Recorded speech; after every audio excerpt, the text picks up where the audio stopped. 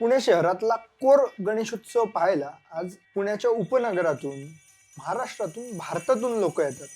आणि हा जो गणेशोत्सव आहे, या गणेशोत्सवाचं वैभव मानलं जातं ते म्हणजे श्रीमंत दगडूशेठ हलवाई गणपती। या गणपतीला येणारी ती अतोनात गर्दी, काही वेळा तिथले कार्यकर्ते, पदाधिकारी सांगतात की या गणेशोत्सवामध्ये काही वेळा असं होतं की ही जी मॅनेजमेंट करायला लागते, ती गर्दीची मॅनेजमेंट असू द्या, नारळांची मॅनेजमेंट असू द्या, ही अशा लेवलला करायला लागते की जिथे कार्यकर्त्यांची देखील ओढाताण होते। पण एवढी सगळी गर्दी असताना श्रीमंत दगडूशेठ हलवाईच्या मॅनेजमेंटचं आज संपूर्ण पुणे शहरातल्या गणेशोत्सव मंडळांकडनं कौतुक होतं, प्रशासनाकडनं कौतुक होतं की ही सगळी गर्दी व्यवस्थितरित्या मॅनेज करतात। त्याचसोबत दगडूशेठ हलवाईचं एक वाखाणण्याजोगं कायम गोष्ट राहिलेली आहे, ती म्हणजे त्यांचे देखावे। मंदिरांच्या वेगवेगळ्या प्रतिकृती श्रीमंत दगडूशेठ हलवाई गणपतीने सादर केलेल्या। हा जो गर्दीचा फ्लो आज पुणे शहरात वाहतो किंवा श्रीमंत दगडूशेठ हलवाई गणपतीला येतो, त्याच्यात दिवसेंदिवस वाढ होत चाललेली। आता यावर्षी तर असं होणार आहे की